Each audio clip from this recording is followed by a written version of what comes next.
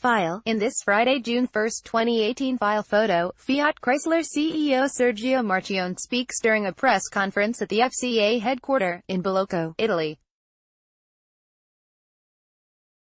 The boards of Fiat Chrysler, Ferrari and CNH Industrial have been called to meet in Italy in light of CEO Sergio Marchionne's surgery. The three boards were summoned to separate meetings in turn on Saturday, July 21 amid the prolonged convalescence of Marchionne, who had shoulder surgery 3 weeks ago in Switzerland. AP photo, Luca Bruno. File, Rome. AP, Jeep executive Mike Manley will be the new CEO of Fiat Chrysler Automobile after longtime leader Sergio Marchionne's health suddenly deteriorated following surgery, the company announced Saturday. Marchionne, a 66-year-old Italian-Canadian, joined Fiat in 2004 and led the Turin-based company's merger with bankrupt U.S. carmaker Chrysler. Manley, 54, had been heading the Jeep brand since June 2009 and the Ram brand from October 2015 and has been with the company since 2000. The announcement, at the end of an emergency board meeting Saturday, marked the end of the Marchionne era, which included the turnaround of failing Fiat, the takeover of bankrupt U.S. automaker Chrysler and the spin-offs of the heavy machinery and truck maker CNH and supercar maker Ferrari. Marchionne, who is also a lawyer, was holding multiple leadership roles in the companies, notably as CEO of FCA, Fiat Chrysler Automobiles, as well as CEO and chairman of Ferrari. Fiat Chrysler said in a statement that due to his health Marchionne will be unable to return to work. Marchionne had already announced he would step down from FCA in early 2019, so the board's decision, to be confirmed at an upcoming shareholders meeting, will accelerate the CEO transition process, the statement said.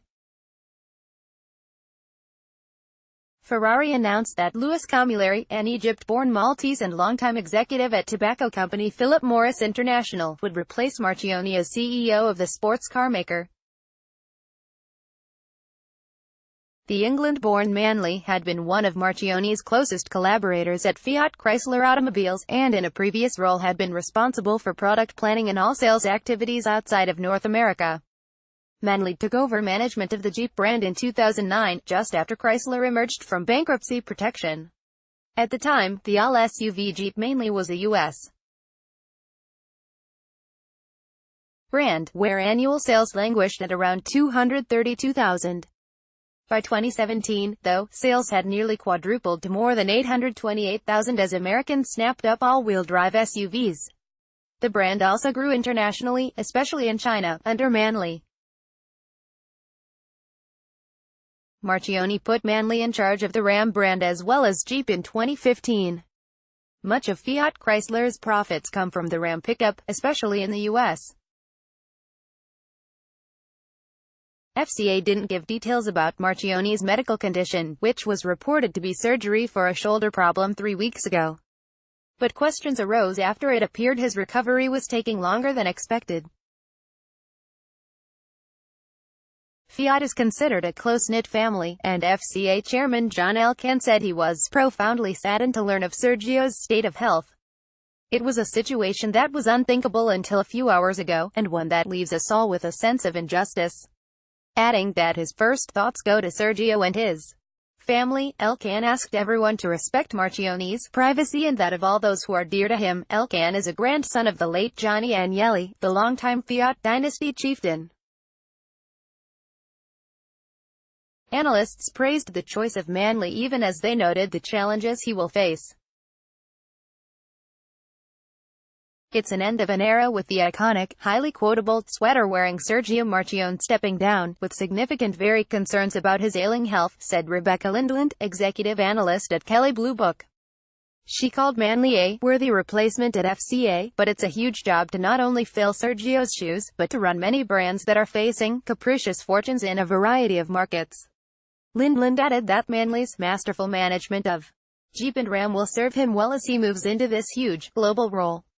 The boards of Ferrari and CNH Industrial, which makes heavy machinery and trucks, were also called to emergency meetings Saturday in Turin, Fiat's headquarters. CNH Industrial said its interim CEO, Derek Nielsen, will continue on pending the selection of a permanent replacement for Marchionne.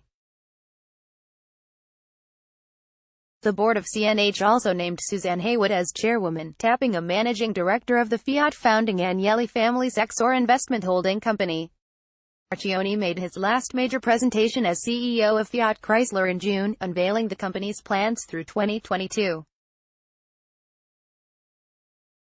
He announced a major investment thrust to make more electrified cars, even though he said traditional engines will continue to dominate production.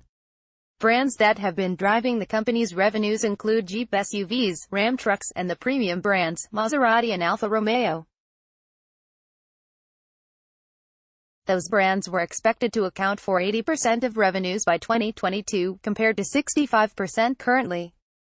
The passenger car brands of Fiat and Chrysler have been less profitable.